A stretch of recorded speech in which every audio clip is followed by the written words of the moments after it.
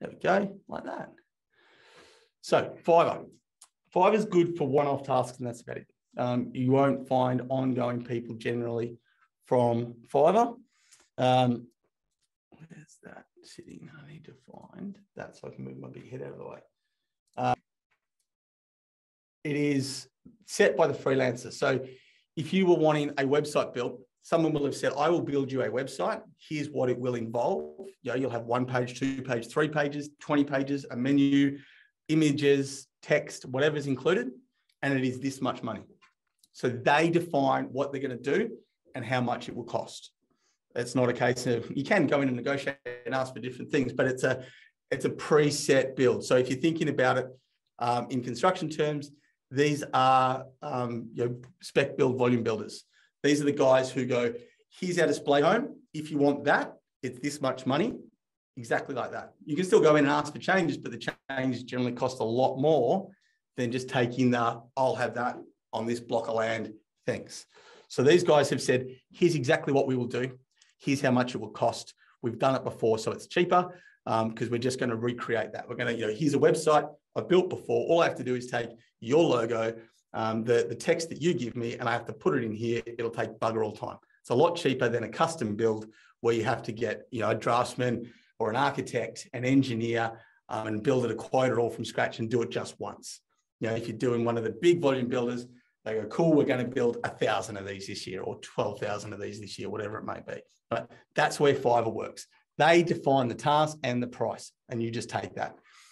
So it's great if you want to have, a one-off task like a website, design a graphic design even for a business card. I'll show you some of the things that we do previously.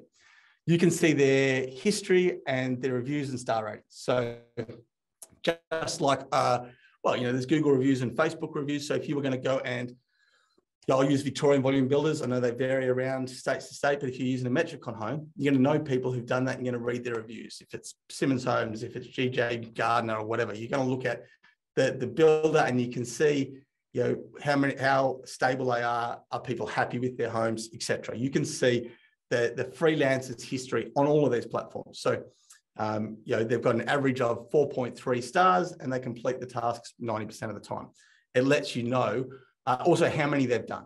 So if you're going to go and hire someone to do a website and they've done 2 in the past with 5-star rating and someone else has got 4.7 star rating, but they've done 150, you're going to go for the person who's done 150 of them. Right? They've got a proven track record. They're not just brand new, given it a shot.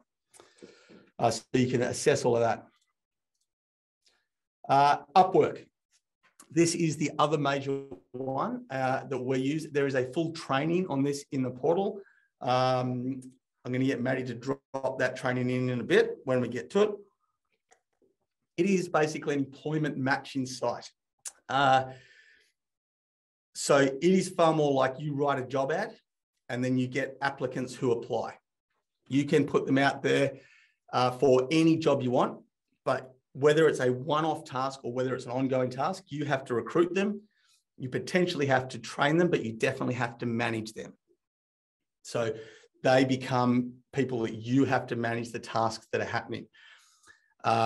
You can pay by the hour or by the task, and they also obviously build up the history and the star rating. The thing you see as point 2 there is that the way this started was, one of the early websites I had built was built by a web developer in Pakistan. Now, if I said, great, here's what I want done, build me that, build me this website, and he goes, sure. It was like $300 at the time. It would have cost me thousands in Australia. Bargain. Awesome. I want this website. Now, if he said, sure, I just need the money and I'll get it done for you. Mate, you're in Pakistan. If you're going to run away with my money, I'm not going to chase you. Even if he said half up front, half later, you're like, well, is he just going to take the half and leave? I don't know. I don't have any trust in this transaction because it could just be scamming me. It could just as easily be someone in Nigeria saying, yes, I'll build you this. Just send me $150 now. I'll build it and then pay me the rest later. Okay. And the same from their point of view. Like if they go, we'll build it on your WordPress platform, on your hosting. And then as soon as it's all done, you pay us and you go, great, that's done. That looks awesome. Log in, change the password, delete their account, delete their administrator access. thanks for coming by. What are they going to do? Sue me in Australia? Really? So they don't have any trust that I'm not going to do the dirty on them as well. So Upwork started, they're based in the US. And when I said, I want you to build me this website, and we agreed on $300, we agreed on the criteria, I then paid my $300 to Upwork. They call it holding it in escrow. We would call it holding it in trust, just different terms in the legal systems. They hold your money. So I no longer have the money, and the web designer doesn't yet have the money. When the task is done, they submit a request for you to pay them. You can go, yes, happy with that, great job. Awesome, release the money. Or you can go, no, I need more done. If they go, no, it's all finished exactly as you asked, and there's a disagreement, Upwork will step in and decide. They, just like if you've ever had a dispute with on PayPal with like an eBay seller or something, they will go, I'll have a look at their side of it. I'll have a look at the task. I'll have a listen to your side of it.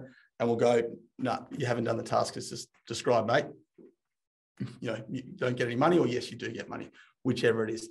That's the way that Upwork functions. So its original thing is really for you to, it's a matching platform. It's an employment dating site. You know, it matches capable offshore people with people who want to employ them. And it gives them a platform and a forum where trust can be used in order to make sure that you both know that you're not going to get screwed and that they're going to get paid.